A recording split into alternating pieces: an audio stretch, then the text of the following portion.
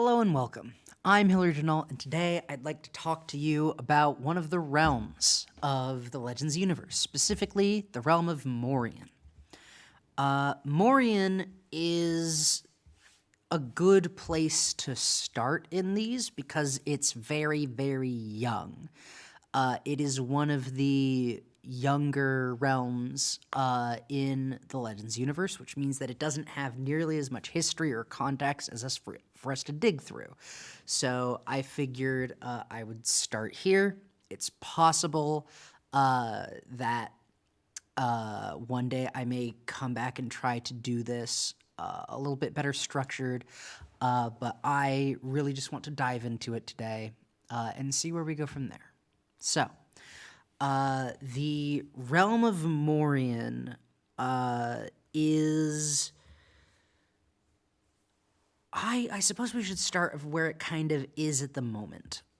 Morian is known as, it is the merchant's realm. Specifically, just about every single realm has to be an economic powerhouse for it to actually be a realm, for it to be protected by realm law and have magic that supports and builds it as it sort of keeps it safe from the absurdities and randomness of space and time, as well as protects it from the ruling influences of very, very powerful outside beings. Morian has Morian is defined by its ability to serve as a kind of intergalactic bazaar. Morian has a tremendous amount of goods. It happens to exist at the center of just a vast number of different interstellar travel methods. This means that it is very easy to get to, and also kind of halfway between Morian and anything else. It is sort of halfway in between any two other realms most of the time.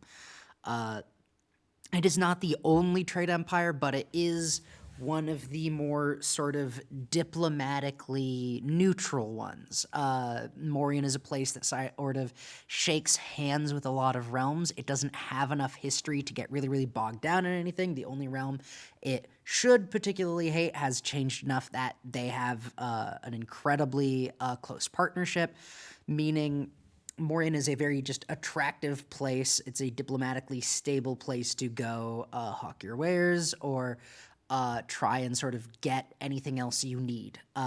Morian is, and I have an image of this somewhere, but I don't know that I'm going to be able to get it for this video. Morian is rather small in comparison to a lot of the other realms. It only has like a little over 120 planets that are settled and tracked within it. But just in terms of its like defensive structure, there are effectively, you can think of it a little bit like a spiral galaxy where there are 6 nodes that go from the outmost side and sort of spiral in to the center. The very center planet is Riva. Or I don't think Riv is the name of the planet. Riv is the name of the capital city. Regardless, Riv, there is sort of 5 planets that act as the merchant's chain. Each individual planet has its own duke, the duke or duchess that effectively runs. They have a great degree of freedom as to what the law looks like under their position. The merchant's chain itself, those 5 planets being the capital of each duchy, and also the 5 steps you must take to get to Little Riva. Big Riva and Little Riva are the sort of names of the sort of 2 sections of the city. The capital city, Little Riva itself, is effectively hoisted on the shoulders of 3 stone titans that stand miles in height, and the 3 of them are sort of frozen in stone relief, holding up this floating city, and the city travels around the planet and has a great degree of magic and defenses that allows them to effectively sort of turn off and on causeways that allow travel through the merchant's chain to be possible. So this means that the monarchy is held on the capital itself, Little River, and the duchies outside of it along the merchant's chain sort of set up the sort of necessary power structure. You really the duchies and the sort of interstellar the stellar causeways are built so that you can't really travel. You have to go through unsafe space to get from one duchy to another. You must eventually go through the merchant's chain to get anywhere. Little River itself has 4 satellite planets that are, or 4 satellite moons that are each settled and colonized that are considered to be, the monarchical, they are monarchical territory that are just settled purely for them. So, most goods kind of have to, it's sort of cultural and a little bit of a statement of power, just because Riva is a young realm that has unbelievably ancient sultanates, kingdoms, senates that are trying to sell massive amounts of good. Anything traded in Morian makes its way into the merchant's chain to Riva and then back out. You have to kind of go through the whole spiral. The customs process takes a lot longer, but the trade volumes are so much larger. Usually it's entire convoys or caravans, and then the tithes are sort of brought through the merchant's chain, but you also get to sort of buy things. The dukes and duchesses themselves can buy things directly from convoys so long as they pay a pretty high tax directly to the crown. The mercantile sort of nature of Morian is most prevalent, and there are a couple of reasons for that. The other thing you'll note in kind of just modern Morian walking around is that it is a place utterly dominated by sort of ruins, archaeological sites, and just a lot of like dinosaurs. Honestly, they are covered in megafauna. It's very Jurassic World. Just kind of walking around and doing things. And that really only ever kind of matters if you live in Morian. There are a lot of people that, it takes a massive amount of magistrates and qualified individuals to make sure that the merchant's chain is operated. That is where the vast majority of just, taxes, they are kind of, them and Indoquin kind of both behave together as a sort of interstellar canal.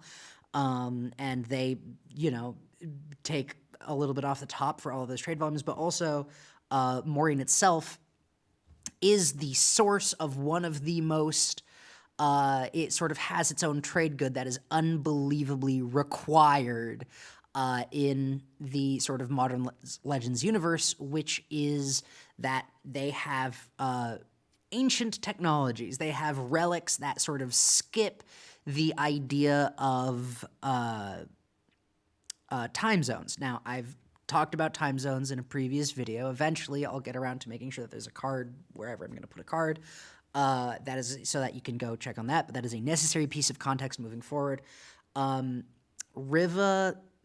Morian is made of ancient planets. It is a sort of man-made galaxy. That's one of the reasons why it has so few planets in it, was that the settling of Morian happened in such a way that they collected the early members of the Singrand family, one of the high houses that eventually got sort of exiled from Morian. But before that happened, they went out and they actively, early Morian worshipped ruins. And I guess we'll just go through the history of it to make all of this kind of make sense. Morian started when a handful of people were not necessarily abandoned. They were sent as like an expeditionary party later realized that they were actually kind of marked for execution, and effectively it was a prison colony, like Australia style.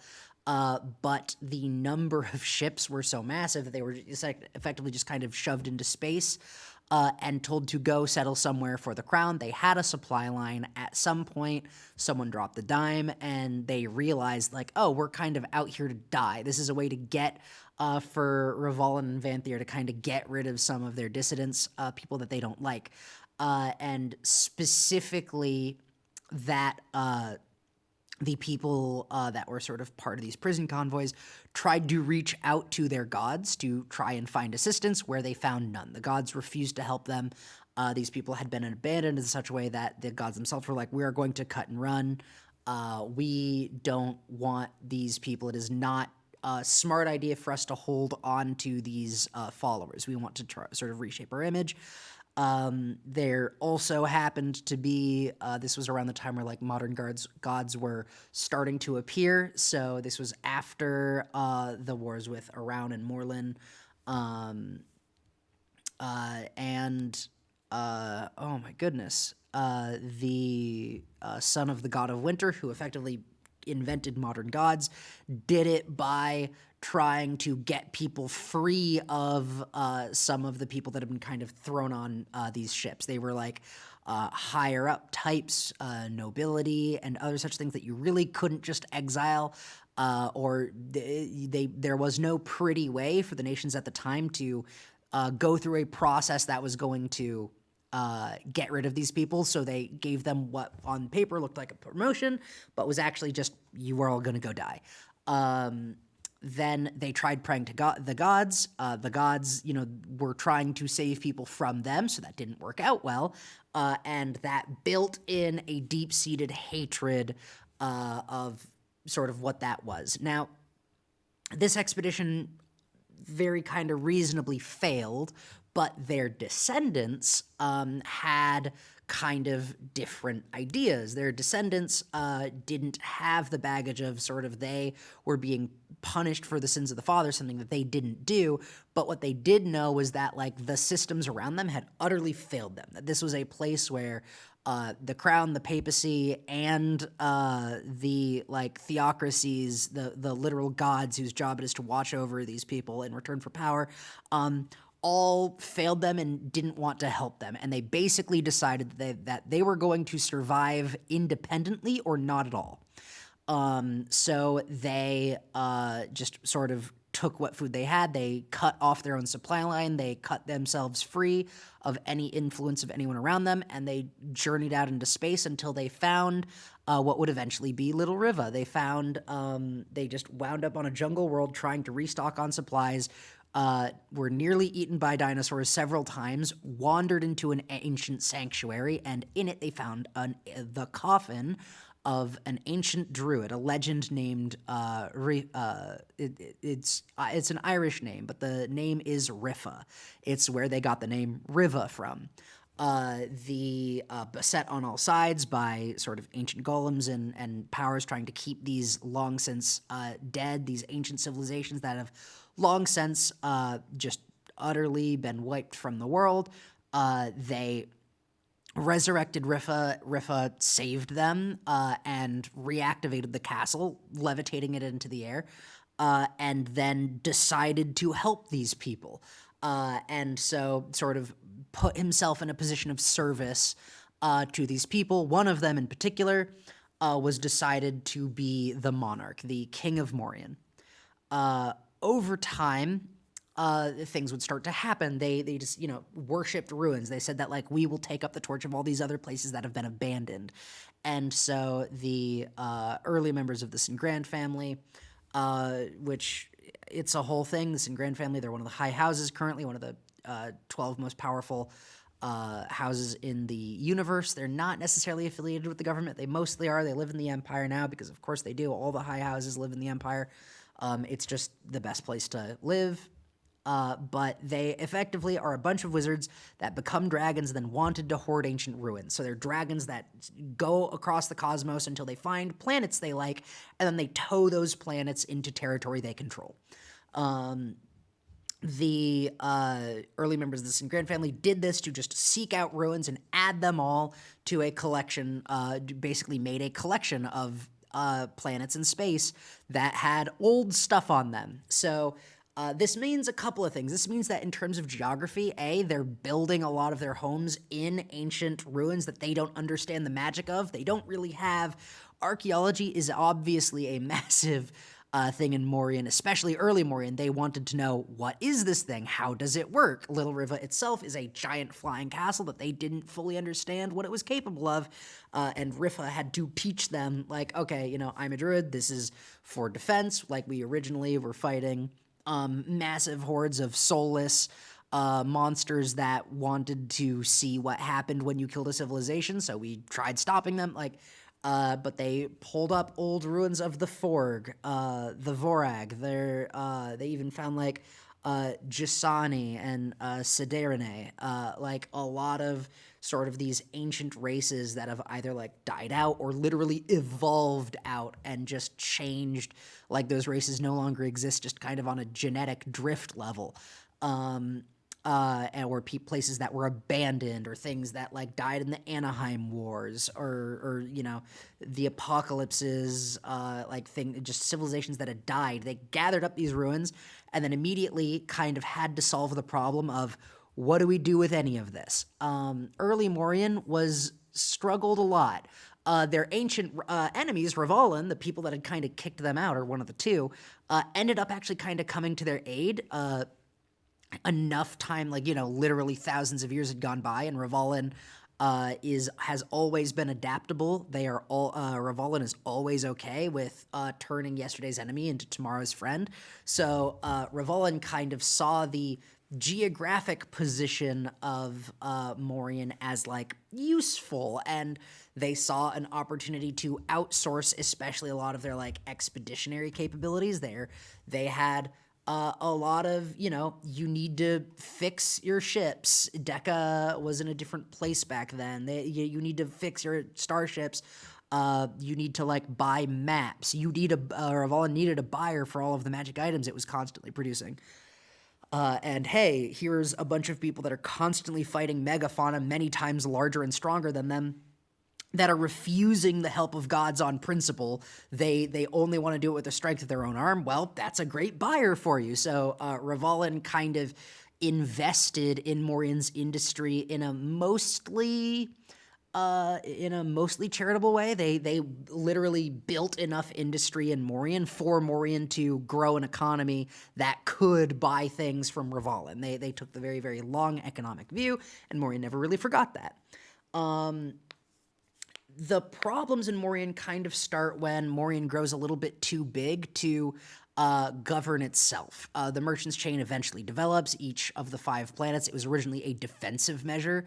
Morian pretty immediately came under attack from Strachele and Nirhalad, just places that were hey, there's all of there's more places to raid, and we need to rebuild our there was a lot going on, especially in Nirhalad, where there was a couple of their ancient spirits and deities had died, and they needed to create new ones, and to do that they needed totems of enough power, and history seemed to do the trick. So it made a certain amount of interior sense there were just political pressures that made Morian the right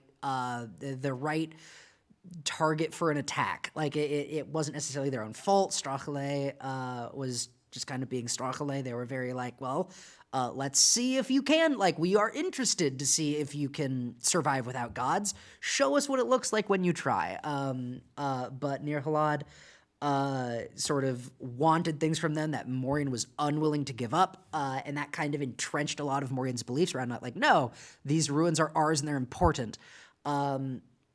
Revalan helped out with that. Indoquin was not very, they were pretty, I'm forgetting the word, but they were solitary. They were sort of trying to close themselves off from a lot of the other realms and nations, just because they sort of had their own stuff going on with the Devoid. And that leads to a place where Morian is kind of fighting on all fronts, but they have a little bit going on. They build the merchants chain originally as a sort of defensive measure. If you want to get to the king, you have to go through us. But over time, this sense of like individualism ends up creating their realm law. That being that basically, if you do something, if you achieve something, Morian is a place where like there's a Tyrannosaurus Rex barreling for your village. You just haven't seen it yet. Like that's a reality you've got to kind of deal with. They live in Monster Hunter. There are big megafauna out there that we barely understand. There's a new one each week, and we don't like. They're not trying to harm us, but we're living in their territory. And we're constantly at odds with them. This meant that like heroes were a necessity of day-to-day life. People, adventurers who were just capable of handling, dealing with these sort of small-scale problems and sometimes much larger-scale invasions. The Five Duchies sort of kind of went on, and there immediately became a problem where it's the Legends universe. There's a lot of immortals. And it kind of pretty quickly, one of the few things that Morian was pretty close-knit. They did have a strong sense of cohesion, but that's because they were under attack. There never wasn't a sense, though, that the person who was made the king of Morian, the monarch of Morian, was just kind of chosen at random. Rifa picked the person he liked the most and then took up a position as servant. And he was unwilling to be corrupt. He legitimately saw it. He loved the idea of, he's, a druid who is trying to help these people live with nature and learn about them. You have to hunt to survive. That's part of the circle of life. I'm okay with that. I am going to try and help you with your greater magics. But Rifa kind of has his hands full, especially with all these sort of expeditionary forces coming at them and coming at them very quick. So what you end up seeing a not small amount of is that the other dukes of Morian kind of were like, man, I kind of wish I was king. And they start playing their own political games. And it eventually gets to the point where the Dukes of Morian are realizing that, when, the realm law starts coalescing, the idea of, we can do it without anybody, and when you do, you should be rewarded. We are constantly saving this realm. It would be nice if this realm acknowledged that. And you get, the result is a realm law in which a hero must be rewarded. It is, there is a system of boons in Morian, where if you complete a quest, even if it's a quest nobody gave you, if you rise to the occasion and save something, you can walk up to someone and then the realm law will enforce that they have to give you something. And you mix this with one of the other realities, which is that the other dukes and duchesses of Morian really, really wanted to seize power. And this would only really grow with time. The monarch doesn't have to worry about seizing power so much, really only holding on to it, and that leads to their job, especially because they kind of have Rifa at their back, and Rifa is a deeply generous person, so they have a pretty good example, but Rifa is also very immortal. They are a legend. And they basically get to the point where, Rifa had offered each of the dukes immortality, and the conclusion that the dukes kind of came to is that meant that nothing was ever going to change, that the power structure was going to be how it was forever, and that left no room for negotiation. So there ended up being this great bargain where all 5 dukes rose up, fended off Nir Halad and aided Nir Halad even in fixing their sort of the issue they had with some of their spirits. They donated one of their own. They left one of their families to go to Nir Halad and try and save it. They also sent Rifa there as a sign of goodwill. Ravalan helped fend off Strachele, and the dukes were basically given a boon by realm law. And so all 5 of them altogether agreed that the boon that they would ask is that the king step down and that no one immortal could hold the throne. That ended up becoming law. The realm law forced the monarch to agree, and ever since then, like, there have been sort of medical and magical ways for people to try and get a longer life, but the monarch pretty swiftly, sort of the next opportunity they got, I don't remember specifically what was the catalyst, but they got the dukes to agree to the inverse, which the dukes were also kind of willing to do, just because it, like, it wasn't a good look trying to have these immortal viziers that could one day try and take power. The populace were, they're trying to survive monster attacks, but it's easier to do that when the government is stable, so they don't like these like, when the power struggle sort of became visible to the average person, they got unhappy. And when your average power base, when your average citizen's basement is an ancient ruin, is like, your average Dwemer Skyrim dungeon full of loot, and maybe the barkeep has one of the most magical items you've ever seen because he fished it out last time you went into the cellar to try and get, like, to try and refill a keg, and ended up having to fight like some ancient golem that was defending like an ultra magical god killing sword. Like, every basement, like, they built in ruins they don't fully understand, and a lot of these defenses are still just kind of active. So the basic populace of Morian are pretty high-level adventurers that are just capable of taking care of themselves. They don't have gods. They had one legend at the time. I think maybe they had like 2 or 3 at that time, but like, they didn't have a lot in the way of help. And their realm law, the thing that's supposed to be helping and protecting the realm, said, if you live, you get something from it. So, like, the people that did survive in Morian ended up being pretty strong. And this meant that, like, as soon as, an army made of really independent, high-level adventurers starts going, wait a minute, I don't like the political system here, they didn't have a lot of way to push back against them, so the duchies were very, very happy to go, no, we're on your side, we agree with you. So the political optics were good and last even to the generations of today, of just like, okay, no one gets to be immortal. It also gave them a really, really good button to try and put down political dissidents, which is in the boon law, in the realm law, trying to give heroes boons when they're asked for. There is enough wiggle room to give them an extra thing. Like, you are required to give these people to give these people gifts in return for heroism. Well, if you give someone immortality, they can't stand on the political stage anymore. So it gave them a really useful political tool to try and sort of stop people. The generations kind of go on, and the duchies are pretty good at getting more power. One of the biggest ones is that because they're so independent, because they're so sort of distrustful of all of the other methods of gaining power in the general like methods of the day, one of the biggest problems that they ran into was that the each duchy ends up with like a flying castle, which is an unbelievably powerful defensive structure. They, in fact, the realm of Morian has a fleet of these things. They're the only realm that does. But they're also the Sin Grand family before they're, kicked out, and even after, they still kind of knew how to do it because the Sin Grand family had a lot of staff. They would be gathering up these planets with a bunch of ancient ruins on them, but that doesn't make Morian very wealthy at the time. What ends up happening is, the War of Apocalypse, the war happens, and time zones get invented.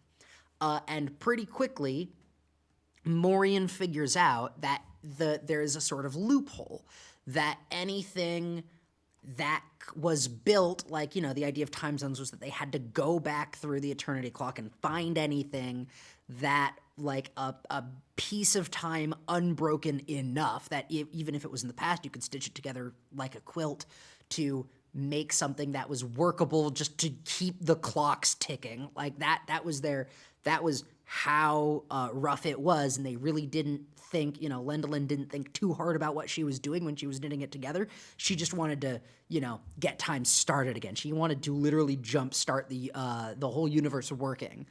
And one of the downsides of that was that, like, modern technology is unusable in a lot of places. Well, what does modern mean? And the time zones are literally a snippet of time taken from somewhere in the past, somewhere where the reality engine, it was just the general cycles of time, the rise and fall of civilizations. It was close enough to whatever, part of the the sort of sine wave you're in, that it was like matching. But if, something truly ancient, an ancient ruin had a tank, a gun, a fighter plane, well, as far as so long as it was made before the slice of time that your current time zone or time shard is in, it'll still function, even if something made today literally wouldn't. If you make it in a higher time zone and bring it to a lower time shard, it would just turn to dust. Well, ancient ruins get around that. So Morian kind of overnight, they realize, hey, all our stuff still works. We're not building modern technology. We're just getting all this old stuff activated. They basically shift their physical space to hide inside a basically medieval time shard, a sort of Iron Age time shard, in which they any starships that try and attack them can't. They would just turn to dust when they get to the border. But Morian has all these flying castles or very, very ancient ships that still work. So it is an incredible defensive feature of the realm. It gave them a nearly unbeatable geography just in terms of trying to fight a war. And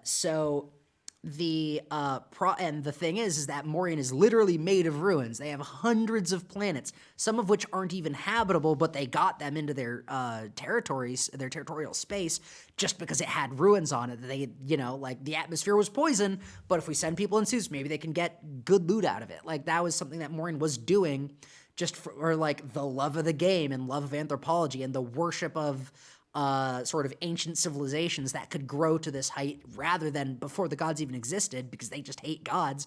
Well, now you have you have literally mines, but instead of getting coal or diamonds or rare minerals, you're getting tanks and missiles and warships and laser cannons that can be used against knights in plate mail. So what basically happens is that every single realm comes out of the woodwork and goes, hey, can we buy those? And the realm, it becomes a merchant empire in a generation of everyone wants to buy this. They are already at the sort of geographical heart of a lot of these trade routes, so people are kind of coming there anyway. The crown basically decides, hey, we own all relics. Relics are controlled by the crown. We own all of them the same way that, in medieval times, 1600s, there would be 1600s, it was like, oh, the king owns literally all the wild animals, and if you hunt them, you're poaching, and people kind of didn't care too much. It's a little bit more strictly controlled with that, especially because it has to go through the merchant's chain. You really can't leave unless you're going through unsafe space, and unsafe space, when you're kind of messing with ancient ruins you literally don't understand, is pretty hard to do. So there's kind of an inbuilt security mechanism that makes trading these valuable and easy for Morian to do, especially with a realm law at your back to help and make that work. So now the realm law is a little bit edited. If you show a cool enough relic, they will give you something in return. You literally just get paid for turning it in. These people will go dungeon diving. They will literally just dive into wherever. There's dungeons in the middle of the street sometimes that you can just go into and try and get something cool out of it. That leads to Morian's kind of general current political situation. The duchies and monarchy are still trying to push back against each other. One of the bigger features is that, especially because Morian is pretty okay with some pretty un-okay things, depending on which duchy you are in, slavery might be legal just because they were like, well, the law didn't help us 80 million generations ago when we made this realm. The people of Morian have kind of taken the idea of independence to a pretty high extreme, and the crown has a lot of power in terms of the trade they control and the fact that the realm law supports them. They are the center of the realm law, so you have to acknowledge them. But at the same time, that same realm law and also just the ideals of the nation and the thing that gives the crown any power means that they can't tell people what to do too much. They, their Bill of Rights is a little bit more broad, and some of that can mean the right to do what I want so long as I am, the proprietor of this space. If I am a duke and the boon the duke gives me is some land, I get to determine the laws of that land, but the duke gets the right to rip me out of it. The problem is the crown doesn't get to tell the duke to rip that person out. So the feudal system of Morian is built on capitalism, which can lead to some circumstances where, in order to extract the kind of wealth that someone needs to get more power, they basically have to ignore people's human rights to go into that dungeon and get what you need, or to keep these farms going to feed all of the people coming in, or do whatever. Morian has a ununiform legal code depending on where you are, and that can be really, really problematic, just flat out. There are some duchies where it's anything goes. There are, surely I will make a video about, I haven't even really touched on the 10 at this point. There are 10 legends that call Morian home. They are called the 10 because they are in support of the crown and they are actively working in Morian. They are legends, so they definitionally have unbelievable power and a lot of story, all of that all their own. They all kind of exist, basically they went there because they were kind of unwelcome anywhere else. They were a bunch of legends that were like, man, no one else likes it when I experiment on, my students, but in Morian, that's cool, so I'll go there. And then there's a little bit of give and take on how that works. It also kind of it creates a third faction where the 10 are in support of the crown, but just because it is easier if you're a legend and you don't want to be bothered to interact with only one vector rather than trying to manage a relationship with 5 duchies that are on their own. Like, some of them are allied with the crown, some of them aren't. Sometimes that changes in a generation. Some of them get more boons, or there are tournaments where, the realm law can give more or less power to an individual link of the merchant's chain at a given time. There's a lot happening in Morian, but that's a rough explanation of how we got here, what Morian looks like, and how Morian works a little bit. There will probably be more to come, but I'm really happy I got to do this. If you enjoyed it, do whatever YouTube stuff is there. I need to get going soon. But yeah, I will no doubt work more on this later. I plan on giving kind of channel updates at the end of videos, but I hope to edit them out at some point. I would like these videos to just kind of stand on their own. You know what? In fact, I'm going to do that. I'm going to edit that part out, or just meet me here. Have a lovely day. Thank you so much for listening to my story.